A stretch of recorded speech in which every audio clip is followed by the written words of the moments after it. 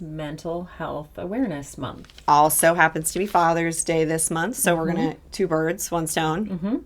We're going to talk all things men today. Yes, yes. And we're going to do our best, and we will acknowledge that we are not men. For a population of which we are not a part of. Yes. Which I think is an important thing to note. And my husband made sure, when I told him that we were doing this, that we did not do that. So if you were listening, I took that to heart. We are not trying to mansplain to men. No. We are not trying to do that. That is not our hope. Our hope is to give a little insight about therapy, which is our wheelhouse, to a population of people who aren't as engaged in therapy as female population seems to be. And so if we can bring a little bit more attention to men and the opportunity for men to seek more counseling, and if we can give women a little bit more insight into the challenges men are facing currently with seeking help and getting on that mental health journey, we're hoping to do that as well. So that's our goal. We're hoping to hit the mark.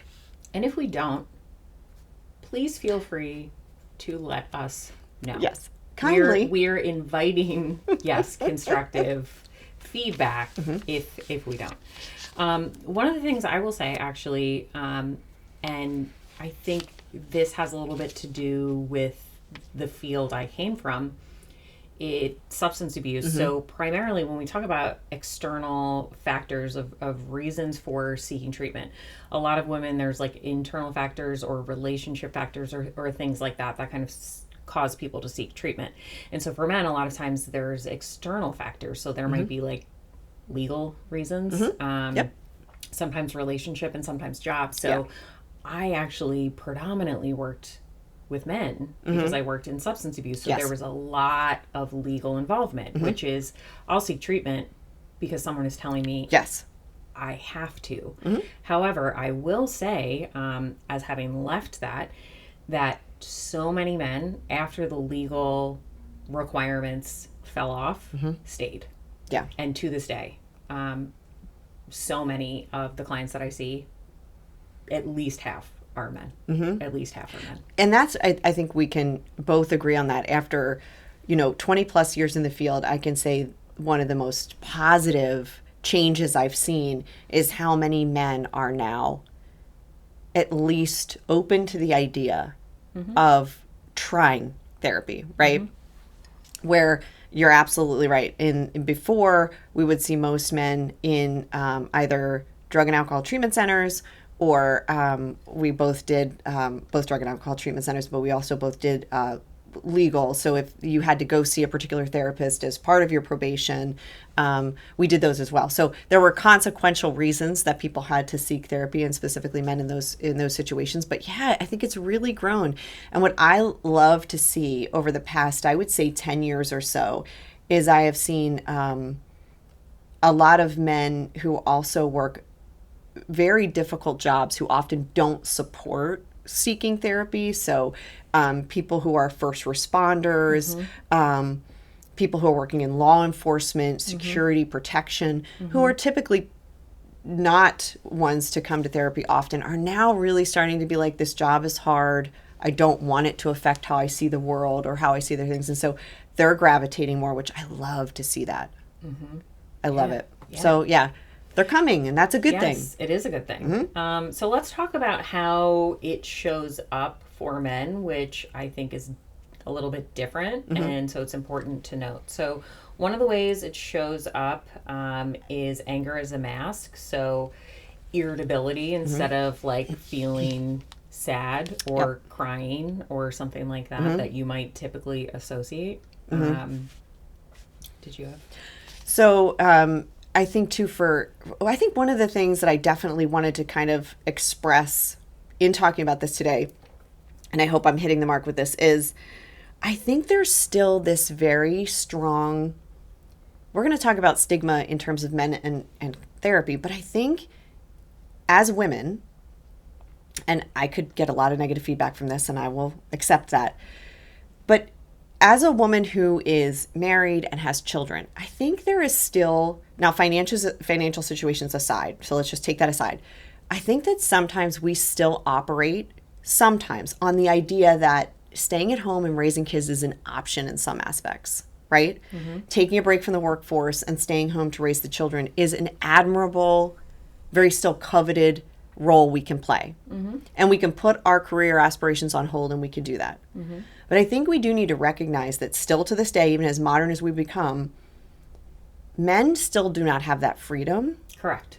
And so I think, if I'm being honest, one of the things my husband probably would never say, but I think is true, he always lived in fear of, is that I will come home one day and be like, I don't want to do this anymore. Like, I want to stay home with the kids. Like, I would like to be a full-time housewife. I want to stay home with the kids. I want to be a home taker. I want to take care of the children. And that income would have gone away, because what that would mean was he would then be fully responsible for the finances of our household. Yep. I would no longer be contributing to that. And I think he would not want to tell me that that couldn't happen, right? That I wouldn't couldn't want to tell you no. Exactly. Yeah. He wouldn't want to say, I'm going to crush that dream of yours to stay home and raise our kids and be with our kids. But everything would shift and it would all be on him. Absolutely. Right? And I still walked around, I think, in my career with that option. Like, in the back thinking, of your head? yes, Sure. Yeah. thinking that I had that option. And I think he went through his whole career going, oh, she has that option. Like, what happens if she has that option? And that's a very big role to play. And it has a lot of stress attached to it. And men do not, in our culture, still have that same bandwidth to get themselves out of their career for 10 years, stay home and raise a kid, and then come back to a career that will accept them. Sure. And so I think we do have to acknowledge that that is still something that men are working with and carrying, and that's a heavy burden. That really is such a heavy burden to want to support maybe your spouse, your partner, your family life, your kids, and allow people to have that dream, maybe of, if that is their dream, to stay home with kids. But understand that, okay, but then don't ever quit your job. Don't lose your job. Find another one. Get a second one if we need it. And that is a lot of pressure. Yeah. And I don't know that we talk about it much, especially women. We just talk about how we're surviving raising kids and working and doing all those things. But I do think that men still walk around with that immense pressure that, like, one day this all could be on me. Yeah, and I think that, another thing, just kind of, we should, I think, address the burdens that men carry that, like, we don't talk about a lot. So one of the things that we discussed earlier, right, is, women will often come into therapy and say, I want him to open up more. I have said that, right? Like, I think any woman has ever said that. I want him to talk more. I want him to share his feelings more. But are you a woman that has done enough work that you can hold space for a vulnerable man? Because there are a lot of women that can't do that. That once a man is vulnerable or displays vulnerability of any kind, women are like, I'm out. I didn't sign up for that. I signed up for the white horse, the knight, the savior, and the rescuer. Right. The one who's going to take care of me. So I want him to do that, and I want him to share his feelings. Yes. But not those feelings. But not too much of those feelings. Yes. So I think if we want we want to invite men to share those things. One of the ways, and we'll kind of go back to this, of ways that we can support men in our lives, but we got to do some work to make space and so that we can sit with men in some vulnerability, which it's hard to sit with anyone in vulnerability. Right. But let's learn how to sit with men in vulnerability, because that's another burden I think men have is the societal conditions, that are from society, from relationships, of it's weak to do that. I shouldn't do that. It goes against everything that they've been taught or everything that they know. And then they do it. And then how is that received? Yes. Yeah. Right. And I think, it gets to be tricky. I'll just own this personally because I don't want to speak for my whole gender. But I will say we are confusing. I am confusing. Let me just keep it in the first person. I am a confusing person, right? Because I want my partner to be super sensitive, but also, like, defend me. And if I get myself in trouble, I want to know you're going to come and help me out. But I also want you to be kind to everyone and be, sympathetic. I want you to kill my spiders, but I want you to help the squirrel in the backyard. Yep. Like, I want you to open my door, but think I am the most powerful woman at the same time. Like, it's very confusing. right? If you're trying to be my partner, I'll just speak personally. If you're trying to be my partner, I am very confusing to you because I want you to think I am powerful, I am strong, and then I also want you to drop everything the minute that I don't feel good or I'm sad. Like, and you want to give me the power, but then you don't know when to like step in. You know, if you step in at the wrong time, I'm going to like unleash because I had that. Like, I don't need you to defend me. I don't need you to pick up my battles for me. But then somebody offends me and you don't say anything. Oh my God, you're in so much trouble. I get it. Like, I feel it. Like, it is hard to give your partner what they're looking for if there's a lot of change in what I'm looking for. And I think that goes to a lot of different things. We as women are in different roles culturally than we have before. We are responsible for more. We are financially more independent than generations were before us. So we are feeling a little bit more powerful and in control. And then there are some parts of us that really like the caretaking and the nurturing and feeling cared for. And again, not to speak for everybody, there are some women who say, I don't need you to hold the door for me. I don't want you to hold the door for me. And that's fine too. What I'm acknowledging is how confusing it can be sometimes to try to be that partner, to try to be showing up for those needs. That's what we're trying to acknowledge. Yeah. And I think, another burden that men carry is traditionally men, and my husband was speaking to me about this morning. Since the time they turn 18, the expectation is that they are a fixer, a helper, a shower-upper. So, like, you need something done, moved, solved. Yes. They're being volunteered. Hey, can you help with that? Can you move this? Can you do this? Yes. And so that is something they bring into their relationship. So then when you're sad, they immediately come in and they're like, okay, what can we do to fix it? Right. And one of the things I said early on with my husband is like, hey, actually, I'm not looking for a solution. Like, I'm just sad right now. And he said, like, that was such a game changer for me that you said that. And years ago, I had said that to my dad. And recently he said the same thing, echoed the same thing my husband said. Like, that fundamentally shifted things for me when you said that, because their orientation, they were both saying, is that I'm supposed to come in and fix and solve. Absolutely. And that's the burden I walk around with. Yeah. One of the things that I'll tell my male clients in relationships all the time, so men, take this and use it, please, is if they're in a partnership with a female and the female is coming to them with an issue, they're upset, right? There's something we want to talk about. I encourage my male clients to say, I want to listen to everything you have to say. Are you looking to vent to me, or are you looking for a partner to solve a problem? And then that way the female can say, just sit there. I just need somebody to tell this to. I want to bitch about my day at work. I want to talk to you about this lady at work who gave me a hard time, but I want to vent. And so he can sit back and say, okay, I'm just a listener, right? But if she goes, no, like, something happened at work today, I'm done with my boss, like, we need to figure this out. Then he goes, okay, so we're in fix it mode. And really that permission, or that, even not permission, but like that direction, to say, this is my need, can you fulfill this need? And most of the time men will say, great. Because if you talk to men as much as we do, one of the things they'll say, just tell me what you want. Just tell me what you want. I am willing to give you what you want. I just need you to tell me. And again, maybe I should just speak in the first person because I don't want to overgeneralize, but one of the things that I would hear a lot in the beginning when I worked with couples was a female partner would say back, I shouldn't have to tell him what I want. That one. And I challenge that every single time. And here's why.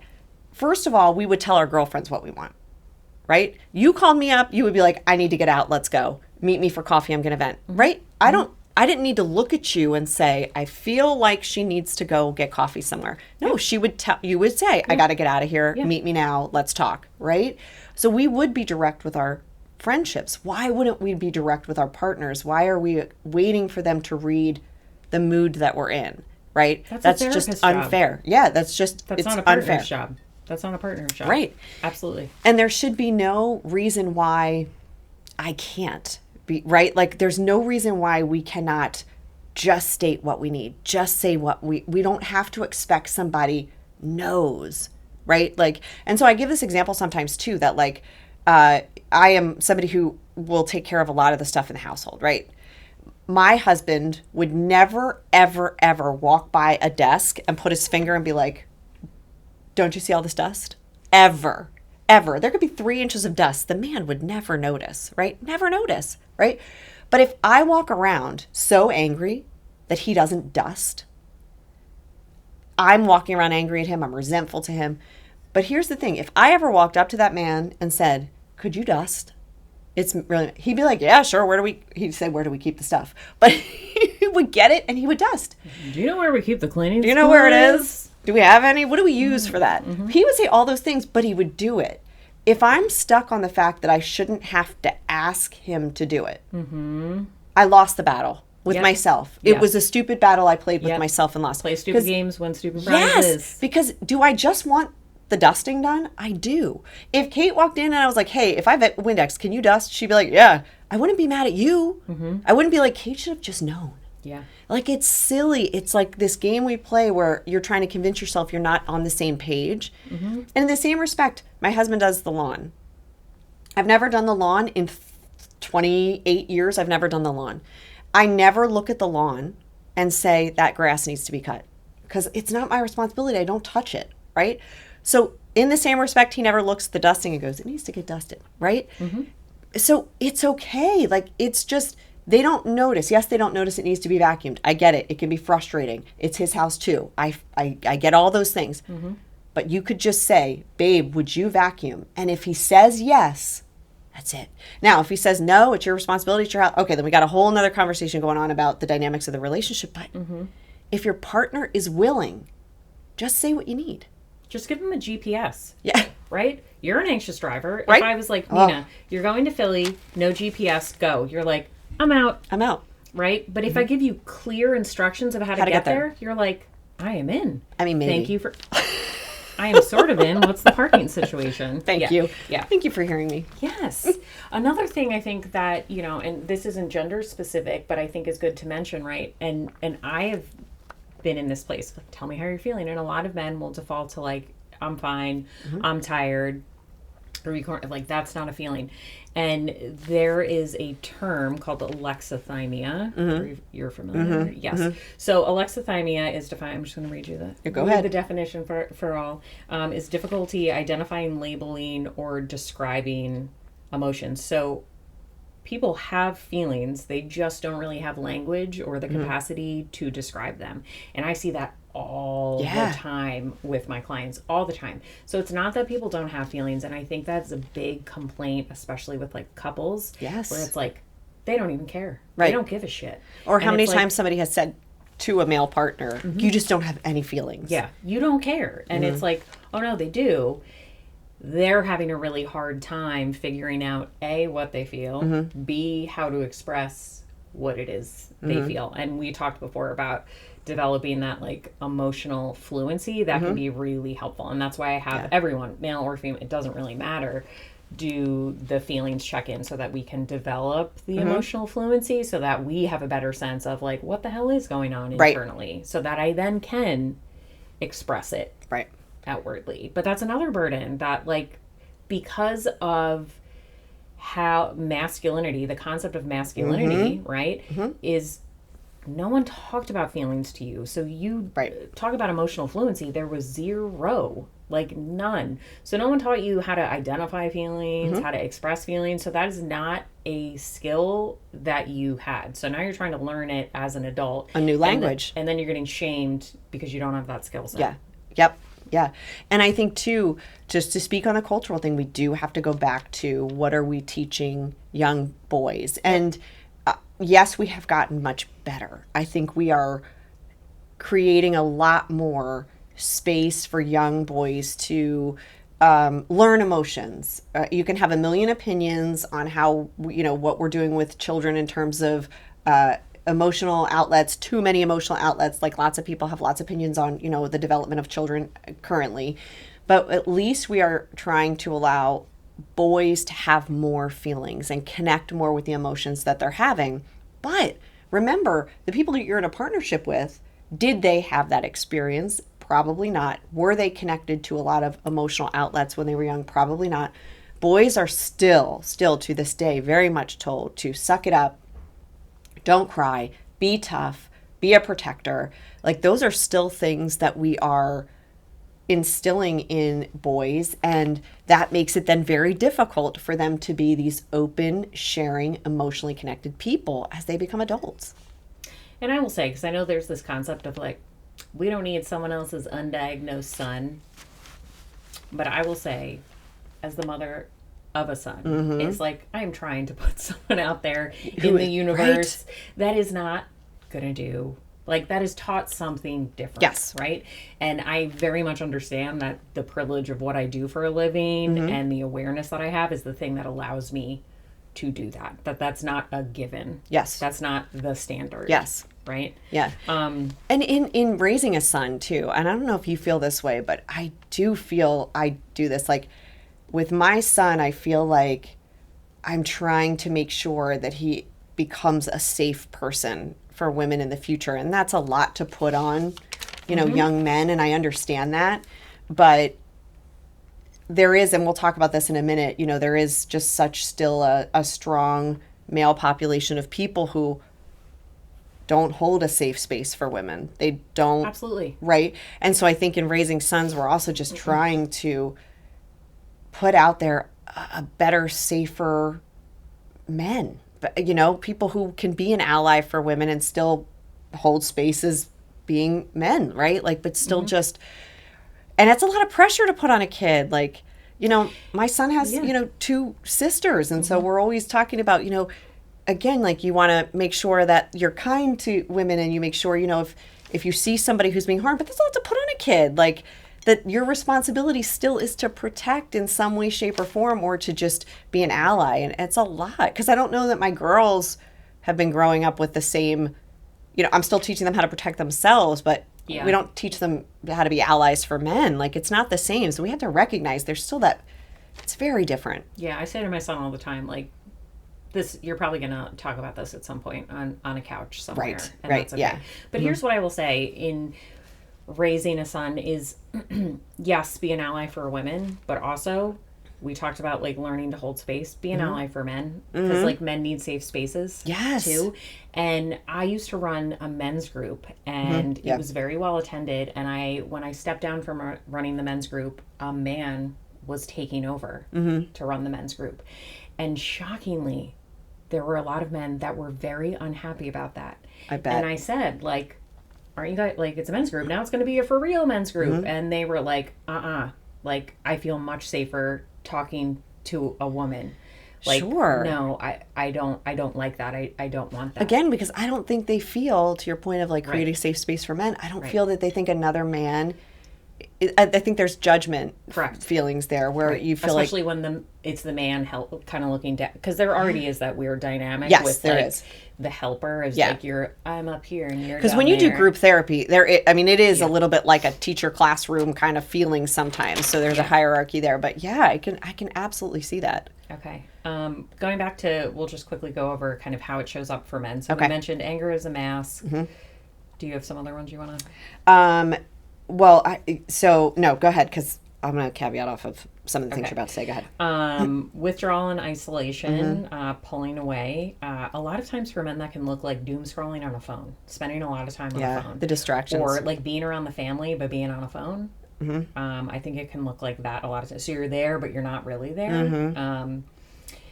Substance use as a coping skill. Yeah, that's the big one that I was kind of like waiting to splinter off from, because I think too we've got to acknowledge again culturally in our culture in the United States, was just where we are. So in our culture, it's still highly acceptable for men to start to use substances recreationally, and it's a bonding issue as well. So I think that's super important to also acknowledge that, women have the same, peer relationships and can get together and have drinks or whatever in the same way, but it's not. Oh, shit. You're about to topple us over, girl. Sorry. You can't make any sudden movements in this place. We're like tied together in here. Pardon me. But like women, again, and it could be just, because of the way that we are emotionally tied to express our feelings a little bit more openly. We don't necessarily always need alcohol or anything else to express, but men bond over some of these things that have recreational uses. So it is a way they share. It's a tool in which they use to share with each other. It sometimes opens up the emotional space for them. Yeah, it gives them access to vulnerability that they wouldn't otherwise Exactly. have. So then when they are not feeling well or they're feeling a ton of emotions, that outlet is readily available and is in their minds associated with very positive, a positive tool and a positive coping skill. So they grab onto that when their emotions get high. So that's why there's a lot of connection between men and substances, and how those substances can really be self-medication, which is huge. And that's something we talk about often. But yeah, and I think seeing it for that, I think there's a lot of shaming around, like, oh, I can't believe you're doing that, and like, stop doing that, and that's no good. And trying to view it more as a reflection of how much pain someone is in. I think is important. Obviously, it's easier for us to do that given the orientation that we come from. But I think really trying to look at it through that lens as best we can. As it really is a reflection of how much someone is struggling versus like how awful you are. And sidebar to that, just because this is like, we cut our teeth in drug and alcohol for therapy. That's where we did most of our early work and still do. But like, can we just say, like, no one ever wants to be an addict. No one chose that. Like no one laid out day. coping skills on the table and said, I'll take heroin. I'm going to put a spike in my arm and that seems good to me. Yeah. They're destructive coping skills, and once you start engaging in them, there ceases to become a choice. Yes. You are using many times just to get well. Yeah. Like to not go into active withdrawal. So just to clarify. Right. Like no one wakes up one day and goes, you know what I'm going to be? I'm going to be addicted to opiates. That feels right to me. Like no one ever has that as a goal. And I know we share this, that once you work with somebody who is in recovery and they're trying to find their sobriety and you go through, there's not one person I've ever worked with where I didn't get it. Like I didn't see how you got to the addiction. Like, do you know why? Always. And I was talking about this week. No one ever woke up and said, I want to be addicted to opiates. But they did wake up and say, I want safety. Or I don't want to feel this way anymore. Yeah, like, I want to feel safe. I want to feel safe. That's what they chose. And or better, just better. Like, because they feel, again, you feel so shitty that the drug lessens the feeling shitty. And so, we'll talk about this another day because we could go on. We could go on for literally like 15 days about this. But just, if you have somebody, specifically because we're talking about men, if you have somebody in your life who is overindulging in certain activities that you feel are recreational drug use or alcohol or whatever, yes, it could be a problem. Yes, it might need to be addressed. But there are always other issues where using this so much they feel is fixing those issues. Yeah, it's about so much more. Yeah, than just the booze, the opiates, the benzos, the whatever it is. So a couple other ones: humor, deflection. It's a way to sidestep vulnerability. Yeah, and then the reluctance to seek help, which is I should be able to, which is again goes back to what I said before. A lot of men, when they do engage in therapy, or they find themselves there for the first time, it's usually because there's been some other involvement on deck. Like, I'll get my wife said PO, I have to come. Or so-and-so, or my employer is making me be here. Or like my, the court says I have to be here. Yeah. That kind of Yeah, I will often get, my wife says if I didn't come talk to somebody, she's done with me. And so, which I appreciate also, like, whatever gets you in the door. Sure. Because, a lot of times people will be like, if you're not going for yourself, but whatever gets you in the door, because once you're there, there's an opportunity for growth. There's an opportunity to get well. It's oftentimes like just within the recovery rooms, like you just need the desire to want to be better. You needed the desire to change. And so if you show up, we've got a shot. And getting men to show up, though, is difficult. The stigma is real, so large. And a lot of times too, men will often say when it's brought up in their lives by somebody that they care about that they should start to seek counseling, the answer is often I'll fix it. Like, I'll fix it on my own. I'll fix it. There's an acknowledgement that something's wrong, but there's still that avoid, like, I will fix it on my own. And it does take a while after that for somebody to try to fix it on their own and not be able to. Yep. Before they will engage in therapy. And sometimes you have to give people the space to go through that and recognize I can't do it on my own. Yep. Brian Dawkins is such an advocate for mental health. And that's one of the things he talked about a lot, is that he kept thinking, I'm going to fix it on my own. I'm going to fix it on my own. And the hardest part for him was recognizing that he was not able to fix it on his own. And I don't know when, 2013, I want to say, I could be totally wrong. He was inducted into the Football Hall of Fame. And his speech is amazing. We will link it down in the show notes. And we love Brian Dawkins. I mean, we do. It's from where we are anyway, so we love him, but we love him for all he stands for too. Yeah. So let's go over how can we support men in our lives? How can we support the men in our lives?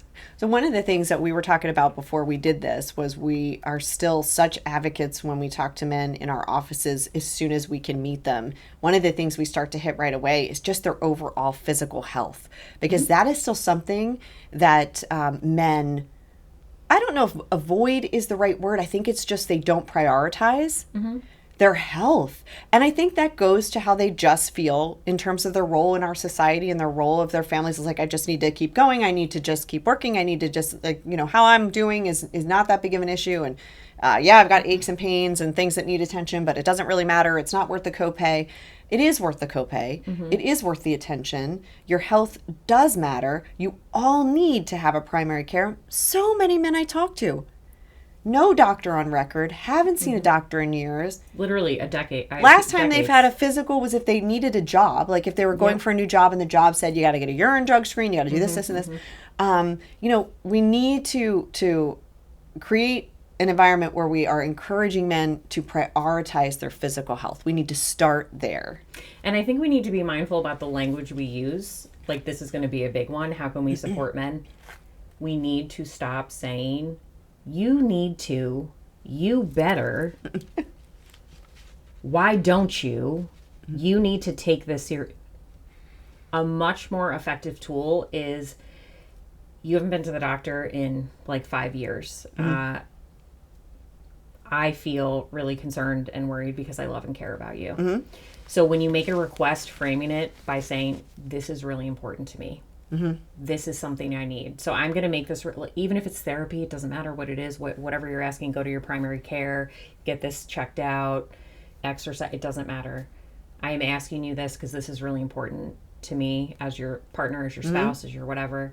This is something I need from you. Versus starting off from jump by shaming you into this thing. Again, that goes back to what we talked about the last episode, where the women are coming at women like, you don't need to come at me for something I already know that I'm not doing. Like, that's just making me feel about this big. So you don't think he knows that he hasn't been to the doctor in 10 years? He knows, right? Or the dentist or whatever the hell it is. But if you frame it as, this is important to me, this is important to our family, it's because I love you, that's so much more effective. Yeah. So much more effective. Yeah. Well, because sometimes, and this is just, again, a topic for another day, but like everything can be said in a different way. Like, you can really say almost anything to somebody, and if you frame it the right way, it's fine. Like, even if it's negative, even if it's all about how you frame something. And I think we can acknowledge that anytime you start with you, just to put that in the back of your mind, anytime you start with you, the person immediately feels a little bit defensive. So that's just a tool in relationships that you can take right away. Is, if I want my spouse to do something, instead of starting it with, you need to go, just reframe it. Like, a lot of women are probably listening out there and going, like, I need him to go. Like, he hasn't gone. He is sick. He needs this. I get it. Like, we're not trying to say that that's not important or you don't have a right to. We're just saying you can frame it in a different way and it will be even more effective. That's all. Yeah. Also, another way to support men is celebrating small steps. So a lot of times we're waiting for this like huge change. But noticing small changes in their behavior and saying things like, I see how hard you've been trying, or I've noticed X, Y, and Z. I've noticed that you have been sharing more of your feelings, and I so appreciate it. So it's noticing those things and not waiting for some big monumental thing, because then I think as a person, right, it's easy to be like, well, like, they don't even know, like, well, why am I even doing this? Like, that's like going to the gym and nobody notices you lost 2 pounds. Come on, tell me my arms look good. I know. Come on. Tell me my outfit cute. God, tell me my ass looks smaller. Like, it's gone down a little bit. Like something, right? Well, yesterday when I walked in, I got my hair cut. Did no one notice? and my hair dyed. My stepson did, but my son, he looked at me and he's like, what? My stepson and I are like, hello?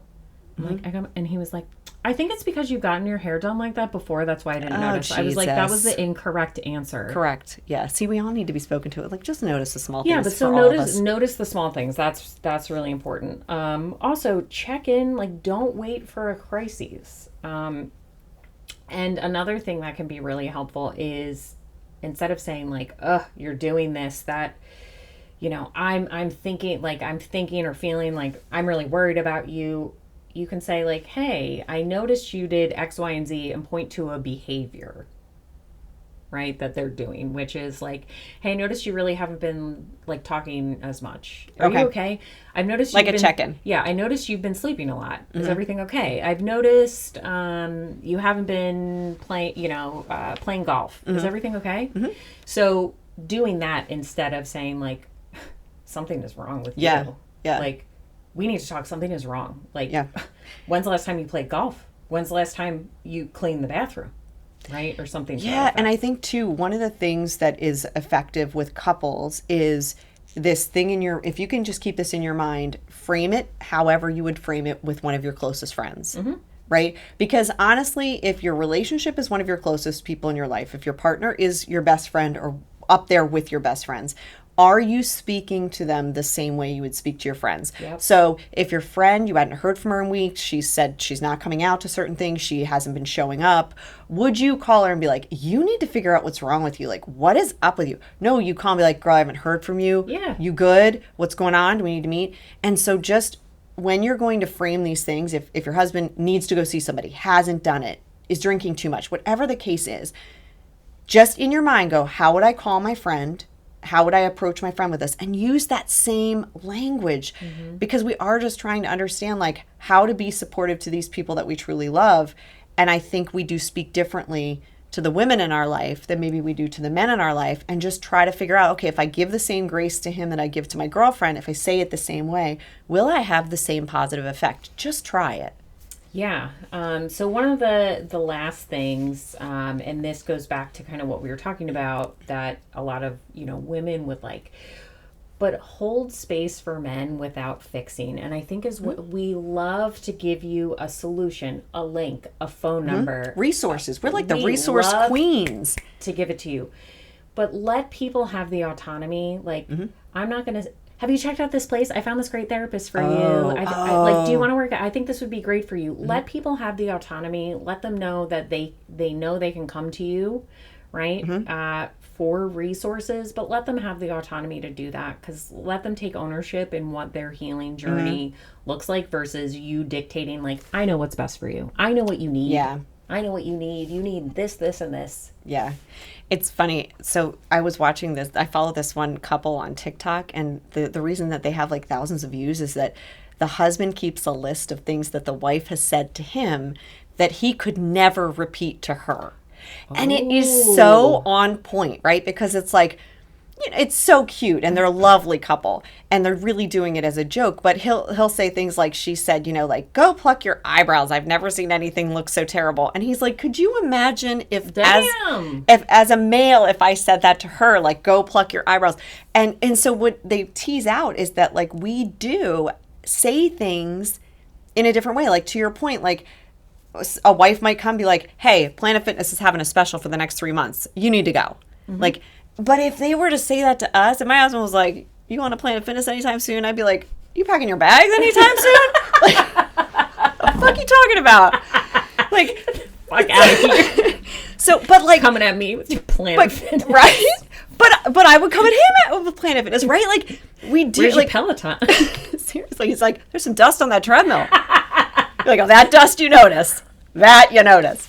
But like, seriously, if he were to ever say that to me, it would be the beginning of the world war, right? Like, but we have been known to say that to them, and it doesn't affect him any less when I say it. Then like that same feeling, he'll just mask it. Yeah. Right? Like you said, there's a mask. And so we do have to, like, it does go back to, are we communicating the healthiest way to get the results we're all hoping for? So keep that in mind. But yeah, I think the way we speak is not the way we would talk to a girlfriend it's different, and and it's received differently. Yes. Yeah. So this was obviously like very brief overview, but one other thing I wanted to mention, I watched this TED Talk, and we will also link it in the show notes below, by his name is Joe Ehrman, I believe. And if I mispronounced your name, I apologize. But he was a former NFL defensive lineman, I believe. I mean, girl, the fact that you're remembering all that is clutch. And he has this wonderful TED Talk. And one of the things he says in this TED Talk is, you know, when men are tough and strong, right? Traditionally, they do something tough and strong, and we pat them on the back and we say, way to be a man. And he said, can you imagine if a man shared his feelings and cried, and we pat him on the back and say, way to be a man? And it's just like, ooh, I have goosebumps. Yeah. Like, it is a beautiful thing. We'll link it again in the show notes below. And yeah, just finding men that can make space, that are kind of talking about this, I think is really, you know, the first step. But we welcome any and all feedback on this. Yes. Any and all feedback. Yeah. We will take. Yeah. And we want to definitely make anybody that you send this to, any males that are going to listen and watch this, we want it to be known that the gravitation to them trying to be more open and more emotional and be open to therapy, it's wonderful to see from being in the fields as long as we have, we are sharing with other women. It is happening. Men are really working to try to find out how to navigate this new world and this new relationship and new expectations from relationships from women, and that there is effort and they are trying. It's happening. I have a lot of like younger men too, ladies. They out there. They're on a healing journey. They are. I promise you, you will find them. They exist. I see them. And to the men who are still struggling to find relationships that really like accept them and are really cultivating to where they want to be, you know, just understand too, as much as we know there's a lot of men out there trying, you know, there's a lot of men out there who are not trying, and men who still have a very poor idea of women and a very poor perception of how to treat women. And that also is having an effect on all these wonderful men who are trying to change the narrative of being a male in our culture right now. And so we understand the struggle. We see it. It's there. I think we need to have more open conversations about how this is looking these days and the efforts that everybody's putting in. But the effort's there. Like, we see it. We see them every week. They come and they showing up. Yep. They showing up. Yep. Yes. So give us your feedback. We'd love to hear it. Even if it's not great, we're welcoming it. Yes, just be kind. Again, we're always about the being kind. Yeah, just be kind. But like, subscribe, any of the above. Send this to someone who you think might like it. Yes, or hate it, or need to hear it, or not need to hear it, or whatever. But until next time, stay nearly normal.